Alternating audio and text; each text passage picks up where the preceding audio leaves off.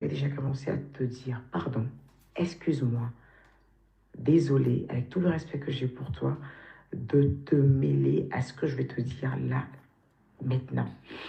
Depuis que je suis avec Peter, je ne t'ai jamais appelé. Test micro, test micro, test micro. Je vais déjà commencer à... Bonjour, docteur Kanga. Bonjour, docteur Kanga. Voilà. Je vais déjà commencer à te dire pardon, excuse-moi, désolé, avec tout le respect que j'ai pour toi, de te mêler à ce que je vais te dire là, maintenant. Depuis que je suis avec Peter, je ne t'ai jamais appelé pour te mêler à mon histoire de couple.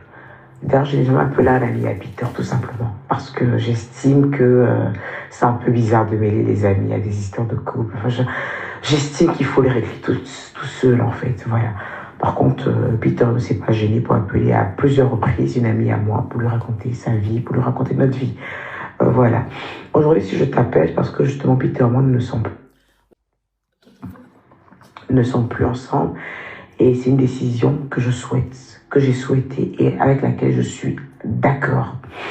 Pourquoi? J'ai en face de moi, en fait, quelqu'un qui est là pour ses intérêts. J'ai en face de moi, en fait, quelqu'un qui a pensé qu'il allait trouver la poule aux yeux d'or. Et quand il est venu, il s'est rendu compte qu'il a affaire à une maman qui protège bien ses œufs. Pour ci, pour ça. Je suis très en colère quand je te parle ce matin parce que j'avais prévenu Peter. Je ne voulais pas qu'il monte chez moi. Quand je me suis mise avec Peter, je n'ai jamais voulu qu'il monte chez moi. Quand il venait me chercher, il se mettait en bas. Même après nos fiançailles, je ne voulais pas qu'il monte chez moi. Jusqu'à ce qu'il me fasse un caca nerveux. Insister. En me disant, ouais, je t'ai fiancé, t'es chez toi. Je dois connaître tes enfants, je dois connaître ta maison. Je le mettais toujours en bas. Pourquoi j'ai fait ça, docteur Kanga? À cause de mes enfants. À cause de mes enfants. Parce que je n'étais pas sûre réellement des réelles intentions cachées de Peter. Et je ne voulais pas mêler mes enfants à ça. Je n'avais jamais parlé de lui à mes enfants. Et je ne voulais pas. Je voulais laisser d'abord le temps se faire. Il a insisté, il est monté chez moi. Mais depuis que Peter est monté chez moi, voilà quelqu'un, même quand j'avais ma cuisinière qui était là, qui se plaignait de ce qu'on lui servait à manger. Là, quelqu'un qui se plaint de ce qu'il mange, de ce qu'on lui sert, alors qu'il n'a jamais fait de course de viande ou de riz ou de quoi que ce soit de nourriture, hormis du lait et de l'eau qu'il a acheté il achète une fois en passant pour mettre ici. Mais voilà un homme qui se dit fier, mais qui a la facilité de se plaindre de on ne lui fait pas suffisamment à manger. La capacité de se plaindre de on ne lui fait pas suffisamment à manger, alors qu'il n'est jamais capable de payer de la viande, de payer des oignons. Il est juste capable en fait de venir s'asseoir à la dormir.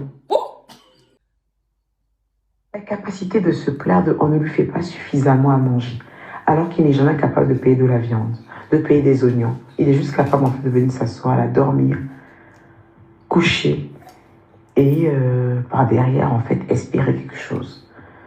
Docteur Kanga, j'ai été avec un homme avant Peter. Je pensais que c'était ma pire relation. Je pensais que c'était dans mon casting. Je pensais que c'était mon casting le plus low cost que j'ai pu faire de ma dernière relation. Et un jour, j'ai dit à Peter, en fait, je n'aurais pas pu penser qu'il y avait plus bas que Chamberlain. Mais tu es plus bas que tu te renseigneras. Je lui faisais un plat matin, midi, soir, parce que c'était un homme qui prenait la peine de remplir le frigidaire. C'est un homme qui prenait la peine d'être fier, mais fier de la bonne manière en tant qu'homme, en fait. Ce qui n'est pas ton cas. Peter va venir t'expliquer En couple. Elle dit. l'histoire du en mode oui, je lui ai donné de l'argent pour qu'elle puisse m'aider à faire un commerce. Oui, en effet. J'ai vu quelqu'un qui glandait, quelqu'un qui ne faisait rien de ses journées, quelqu'un qui était là à vivre au passé en disant que Macron lui donnait 5 000 € à un moment de sa vie, mais qui a du mal en fait à payer 500 € de loyer, pendant que moi j'en paye 1 150 € de loyer. Elle dit putain, tu as du mal à payer 500 € de loyer. Pendant qu'elle là, elle paie 1150 € de loyer. Ma marque de thé, j'ai déjà ma marque de pas mal de choses. Je peux te mettre en sous-couverture. C'est-à-dire pour les quelques mois là, je te laisse être dedans.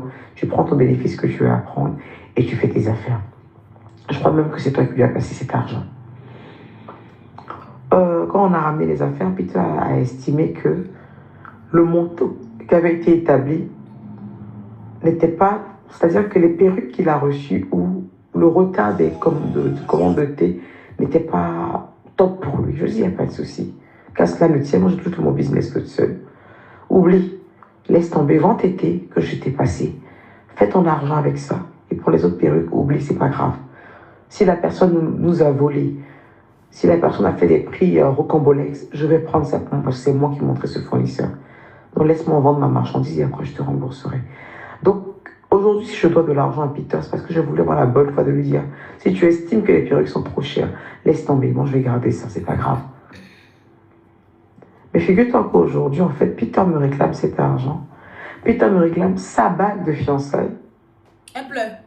Tu te dis, mais attends, cet argent, en fait, ce n'est rien, parce que je les ai pour les remettre. Mais ce que je trouve ridicule, en fait, c'est qu'il y a une date qui est fixée pour ça. Je ne prendrai pas dans mon fonds de commerce ou dans de l'argent de mes enfants pour donner de l'argent pour une marchandise qui est déjà là, mais qui refuse de prendre. Tu comprends? Je trouve ça aussi pathétique, en fait, de réclamer une bague de fiançailles. Je trouve ça tellement merdique, mais bon. Moi, aujourd'hui, je te donne ce message-là parce que j'ai besoin que tu recadres ton frère.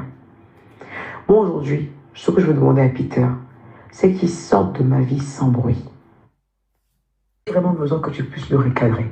Parce que tu es cette personne-là même pour qui il a un minimum de respect.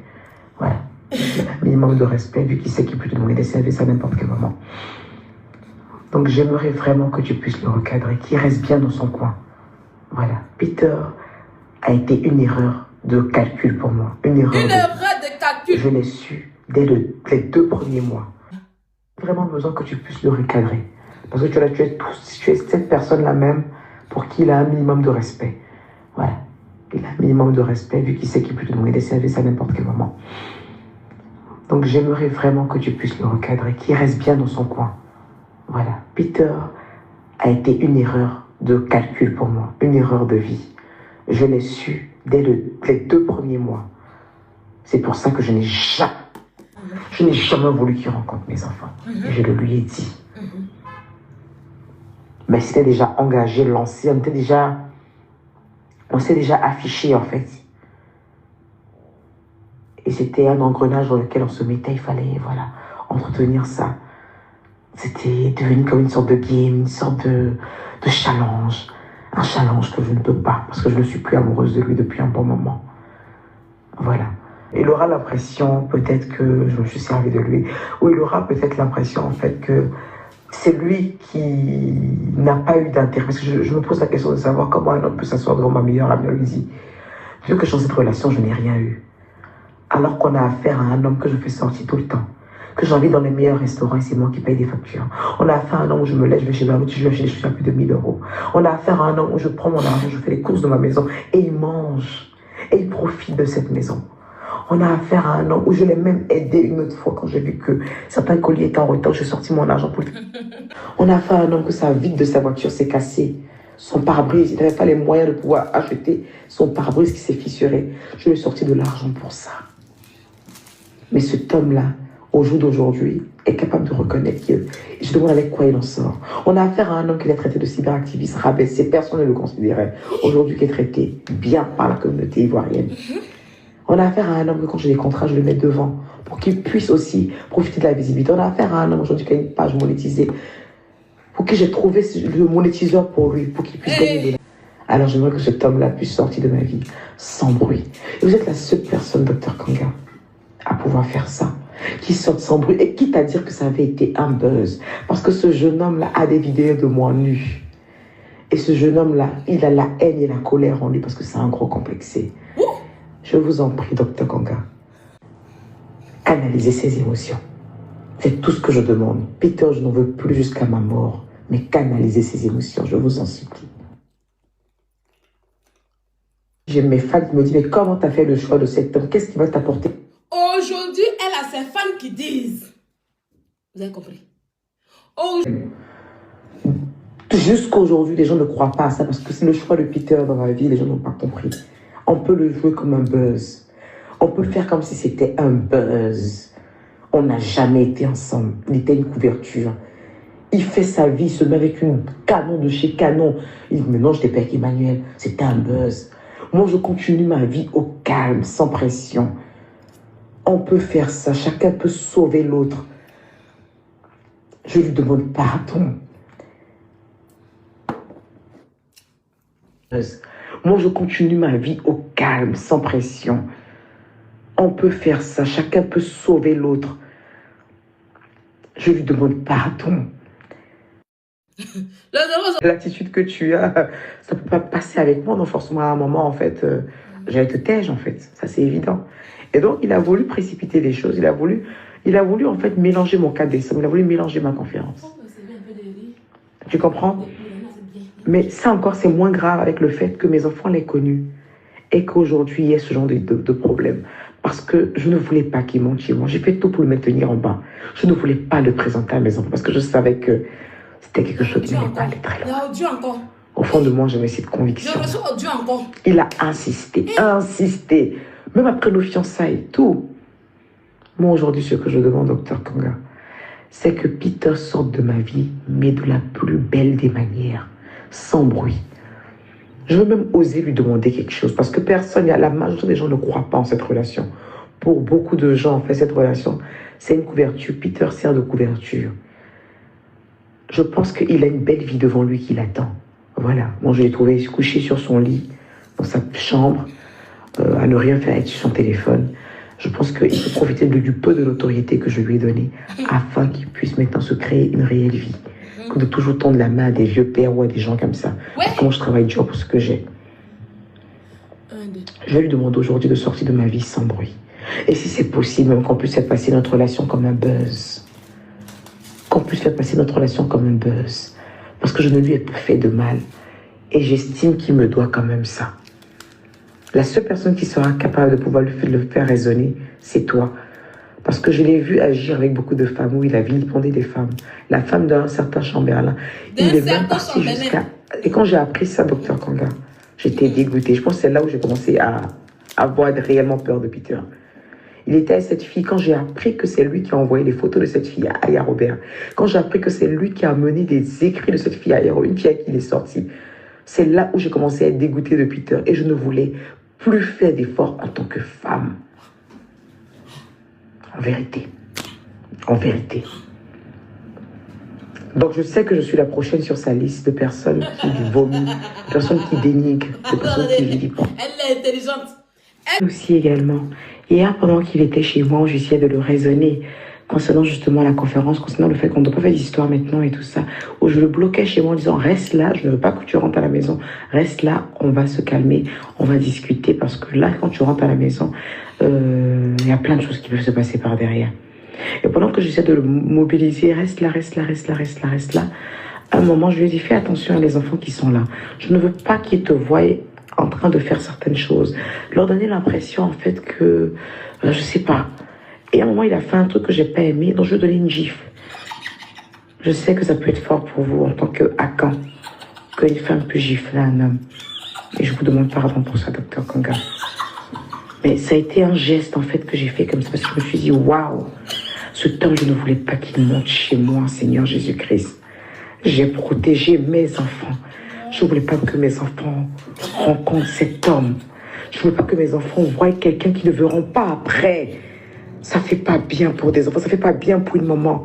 J'ai fait tout pour maintenir Peter en bas. J'ai fait tout pour ne pas qu'il connaisse chez moi. Il a insisté pour venir. Et aujourd'hui, devant mes enfants, il fait l'air de quelqu'un qui a envie de partir. Alors qu'il sait très bien dans quel game on est, lui et moi. Il aurait pu faire semblant de mes enfants. Tu sais ce que... La fille, elle est malade. J'oubliais aussi également. Hier, pendant qu'il était chez moi, j'essayais de le raisonner concernant justement la conférence, concernant le fait qu'on ne doit pas faire d'histoire maintenant et tout ça, où je le bloquais chez moi en disant reste là, je ne veux pas que tu rentres à la maison, reste là, on va se calmer, on va discuter, parce que là, quand tu rentres à la maison, il y a plein de choses qui peuvent se passer par derrière. Et pendant que j'essaie de le mobiliser, reste là, à un moment, je lui ai dit fais attention à les enfants qui sont là. Je ne veux pas qu'ils te voient en train de faire certaines choses, leur donner l'impression en fait que, je sais pas. Il a dit, oh, quand Peter dit, il est arrivé d'un enfer, là, c'est ça qu'elle a. Quand Peter nous dit, de l'enfer où je suis quitté là, jamais je n'y reviendrai. J'ai chaud en même temps. Il dit, de l'enfer où j'étais, jamais je n'y retournerai. Je donnais une gifle. Je sais que ça peut être fort pour vous en tant que Akan, qu'une femme peut gifler un homme. Et je vous demande pardon pour ça, docteur Kanga. Mais ça a été un geste, en fait, que j'ai fait comme ça, parce que je me suis dit, waouh, cet homme, je ne voulais pas qu'il monte chez moi, Seigneur Jésus-Christ. J'ai protégé mes enfants.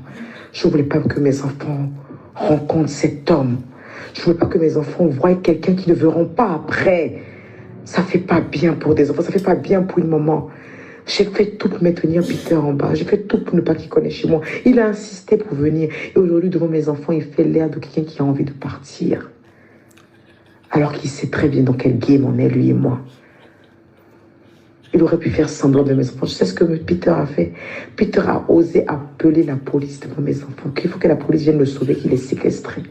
Je n'avais pas d'armes. Je n'avais pas de couteau, j'avais rien. Juste mes doigts pour lui dire, tu vas te calmer maintenant.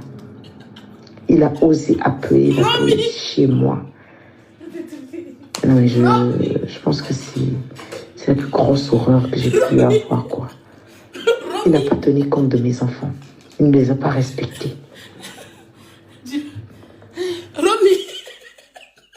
J'ai vu que tu m'as envoyé plusieurs messages hier soir, mais j'étais tellement débordée en train de travailler par rapport à ma conférence, dont j'ai pas eu le temps de te répondre. Je crois que je t'ai renvoyé ma CV vers toi pour voir qu'est-ce qui se passe. Peter, tu sais, depuis tu parles. Ça fait un moment même que tu parles au téléphone depuis des mois où tu dis « je te dois de l'argent ». Je ne te dois pas d'argent. Ton argent a été utilisé pour acheter de la marchandise afin que tu puisses te faire un peu de maille pendant quelques temps parce que tu ne travaillais pas. Cette marchandise est venue, elle ne te plaisait pas. Tu as estimé qu'elle n'était pas à la hauteur du montant qui avait été versé. Qu'à cela ne tienne, je t'ai dit, écoute, on ne va pas se prendre la tête pour ça. On va aller alors sur la vente et ensuite tu récupères tes fonds et tu quittes dans le business. Ce à quoi tu as accepté. Voilà.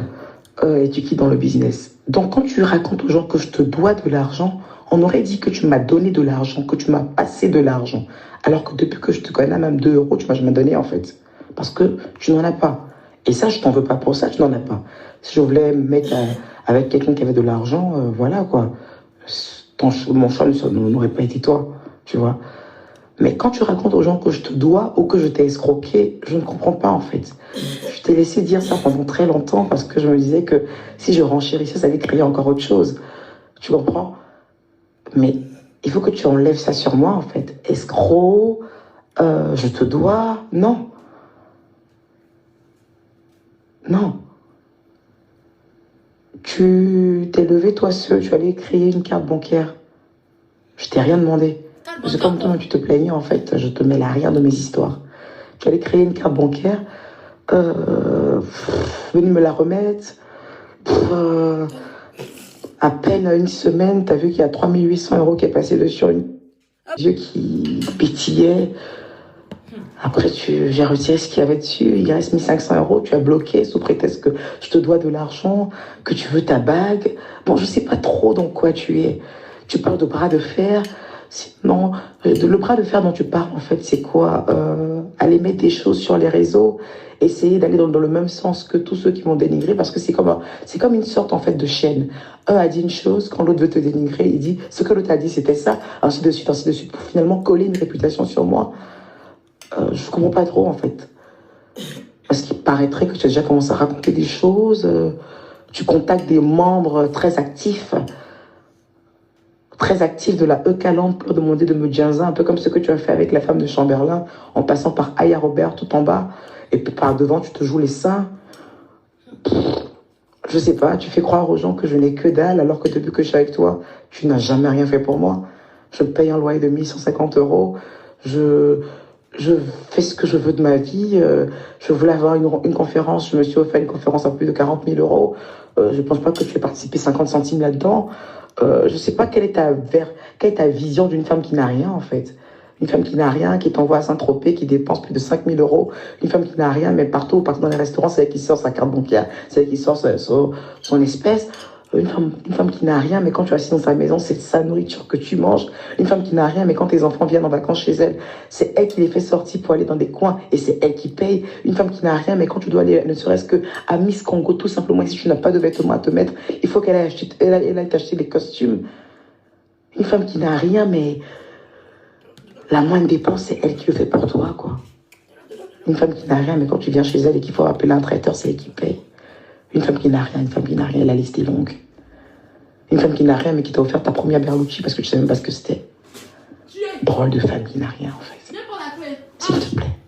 Je t'ai demandé un seul truc, gars. Va en silence. Ne cherche pas forcément à me salir. Ne cherche pas forcément, en fait, à te dire d'autres personnes m'ont dit des choses sur elle avant moi. Dans ce que je dirai, on me croira. Va en silence, tu n'y gagneras rien. Va en silence.